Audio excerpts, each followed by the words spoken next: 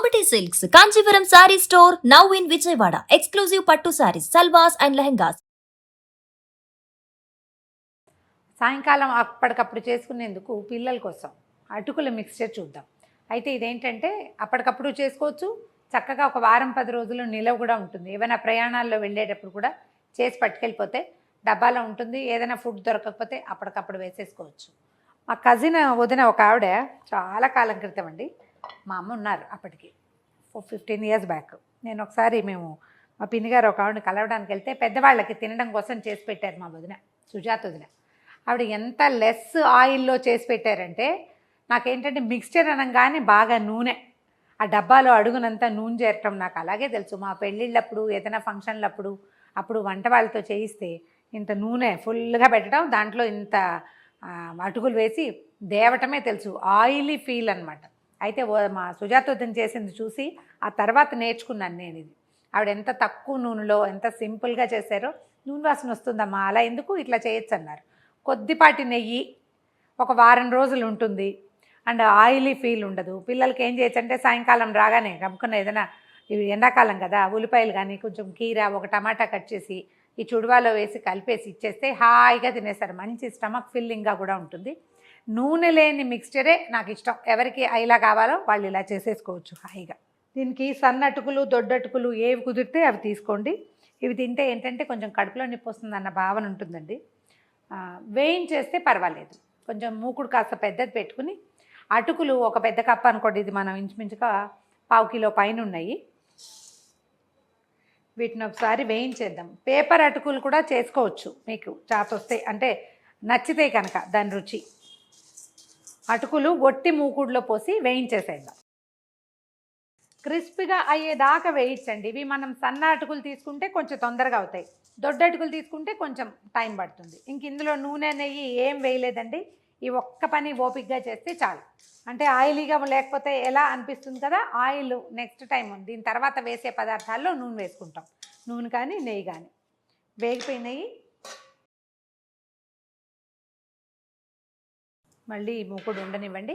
మీరు ఆయిల్ వేసుకుంటారా నెయ్యి వేసుకుంటారా చూడండి. నెయ్యి వేస్తే చాలా బాగుంటుందండి. కొంచెమే నెయ్యి.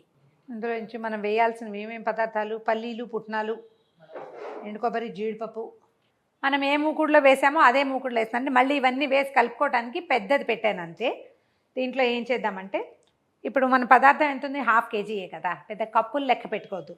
సుమారుగా ఒక గుప్పెడు పల్లీలు అనుకోండి అంతే. పల్లీలకే కొంచెం వేపు ఎక్కువ పడుతుంది.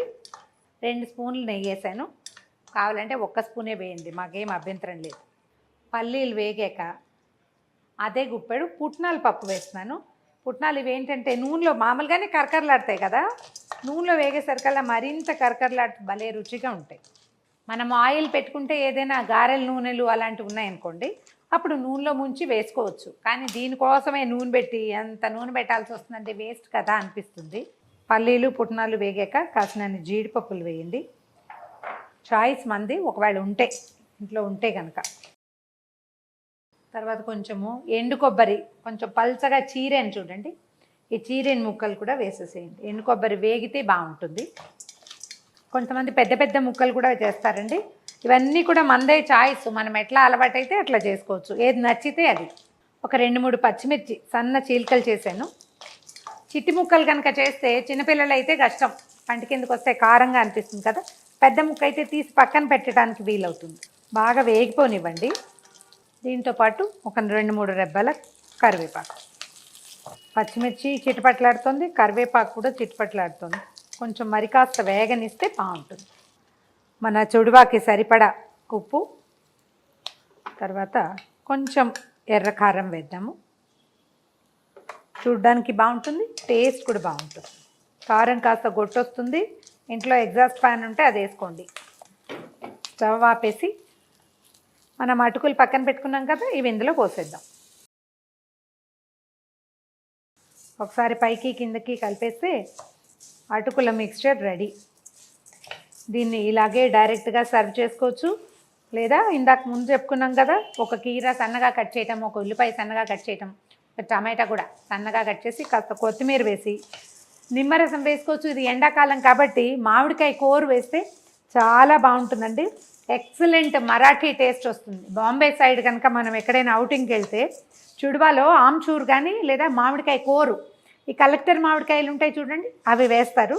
అది కూడా ట్రై చేసి చూడండి, ఎంత బాగుంటుందో. చాలా కొత్త రుచిగా ఉంటుంది. ఈ మామిడికాయ కొత్తిమీర రెండు కలిసిన టేస్ట్ చాలా డిఫరెంట్గా ఉంటుందండి.